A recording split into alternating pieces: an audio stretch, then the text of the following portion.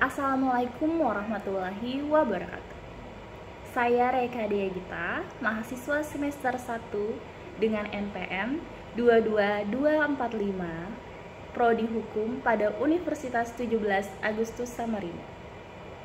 Dalam video ini, saya akan memaparkan materi tentang salah satu prinsip penegakan hukum dalam penyelesaian perkara, yaitu restoratif justice. Yang mana pada video pemaparan ini juga menjadi salah satu tugas dari mata kuliah Bahasa Indonesia yang diberikan oleh dosen saya, yaitu Dr. Hajah Siti Aisyah, SPD, SH, MM, MH. Pengertian restoratif justice. Restoratif justice adalah penyelesaian tindak pidana dengan melibatkan pelaku, korban, keluarga pelaku, keluarga korban, tokoh masyarakat, tokoh agama, tokoh adat, atau pemangku kepentingan untuk bersama-sama mencari penyelesaian yang adil melalui perdamaian dengan menekankan pemilihan kembali pada keadaan semula. Pengertian restoratif justice atau keadilan restoratif ini termuat dalam Pasal 1 huruf 3 Peraturan Polri Nomor 8 Tahun 2021. Arti restoratif justice merupakan alternatif penyelesaian perkara dengan mekanisme yang berfokus pada pemidanaan yang diubah menjadi proses dialog dan mediasi yang melibatkan semua pihak terkait. Prinsip dasar restoratif justice adalah adanya pemulihan pada korban yang menderita akibat kejahatan dengan memberikan ganti rugi kepada korban, perdamaian, pelaku melakukan kerja sosial maupun kesepakatan-kesepakatan lainnya. Dalam pelaksanaan restoratif justice, pelaku memiliki kesempatan terlibat dalam pemulihan keadaan atau restorasi, masyarakat berperan untuk melestarikan perdamaian, dan pengadilan berperan untuk menjaga ketertiban umum.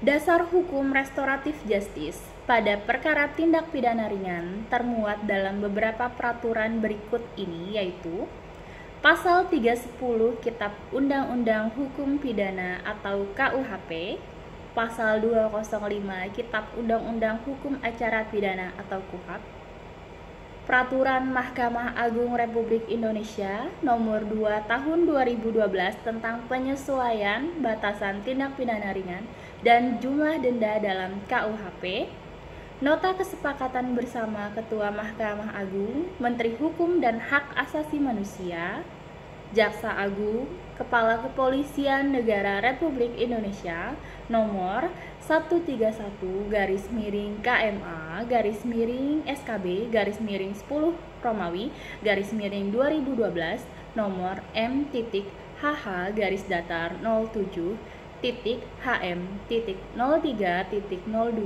Tahun 2012 dengan nomor Kep-E-EJP-10-2012 dengan nomor B-39-10 Romawi /2012 tanggal 17 Oktober 2012 tentang pelaksanaan penerapan penyesuaian batasan tindak pidana ringan dan jumlah denda, acara pemeriksaan cepat, serta penerapan restoratif justice. Surat Direktur Jenderal Badan Peradilan Umum Nomor 301 Tahun 2015 tentang penyelesaian tindak pidana ringan, Peraturan Polri Nomor 8 Tahun 2021 tentang penanganan tindak pidana berdasarkan keadilan restoratif justice, dan Peraturan Jaksa Agung Nomor 15 Tahun 2020 tentang penghentian penuntutan berdasarkan keadilan restoratif. Perkara pidana yang dapat diselesaikan dengan restoratif justice adalah pada perkara tindak pidana ringan sebagaimana diatur dalam pasal 364, 373, 379, 384, 407, dan 483 Kitab Undang-Undang Hukum Pidana atau KUHP. Dalam hal ini, hukum yang diberikan adalah pidana penjara paling lama 3 bulan atau denda sebesar Rp2,5 juta.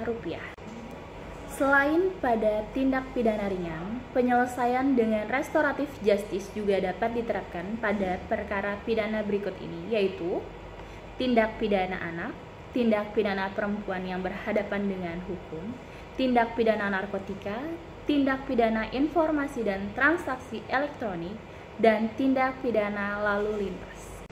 Syarat pelaksanaan restoratif justice adalah termuat dalam Peraturan Jaksa Agung Nomor 15 Tahun 2020 tentang penghentian penuntutan berdasarkan keadilan restoratif dan Peraturan Polri Nomor 8 Tahun 2021 tentang penanganan tindak pidana berdasarkan keadilan restoratif.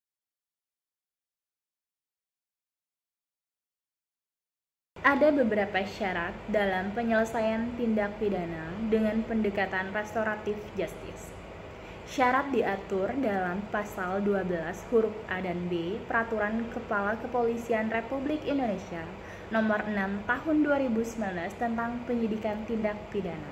Adapun beberapa syarat tersebut yaitu yang pertama, tindak pidana yang diselesaikan yang bersifat ringan atau delik aduan baik bersifat absolut atau relatif.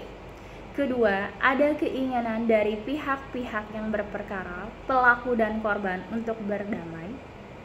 Akibat dari permasalahan itu tidak menimbulkan dampak yang luas atau negatif terhadap kehidupan masyarakat. Ketiga, harus dilaksanakan kegiatan yang bersifat rekonsiliasi, mempertemukan pihak yang berperkara, dan melibatkan pranata sosial seperti tokoh-tokoh masyarakat setempat. Keempat, dalam menyelesaikan perkara perlu memperhatikan faktor niat, usia, kondisi sosial ekonomi, tingkat kerugian yang ditimbulkan, hubungan kekeluargaan kekerabatan, bukan perbuatan yang berulang atau residivis. Kelima, apabila perbuatan diawali dengan perjanjian atau perikatan mengarah ke perdata. Keenam, pihak korban harus mencabut laporan atau pengaduan. Ketujuh, apabila terjadi ketidakpuasan para pihak yang berperkara setelah dilakukan di luar mekanisme pengadilan, maka penyelesaian sesuai prosedur hukum yang berlaku. Dan kedelapan, apabila terjadi pengulangan tindak pidana yang dilakukan, maka harus dilaksanakan proses sesuai peraturan atau hukum yang berlaku. Alasan dikaitkannya konsep keadilan restoratif dengan penyelesaian tindak pidana ringan adalah yang pertama, sifatnya yang ringan itu sendiri karena merupakan peringanan dari pasal pokoknya. Kedua adalah jangka waktu penyelesaian perkara tindak pidana ringan saat ini yang menggunakan hukum acara pemeriksaan cepat sangat lama, padahal terdapat banyak kasus tindak pidana ringan yang harus diselesaikan di muka persidangan setiap tahunnya. Terakhir adalah kapasitas lembaga permasyarakat yang melebihi kapasitas yang seharusnya. Demikian video pemaparan dari saya tentang pengenalan restoratif justice. Semoga bisa bermanfaat untuk kita semua. Dan bagi teman-teman yang ingin melanjutkan studi keperkuliahan, bisa mendaftarkan diri ke Universitas 17 Agustus Samarinda. Sekian dan terima kasih. Wabillahi taufiq wal hidayah. Wassalamualaikum warahmatullahi wabarakatuh.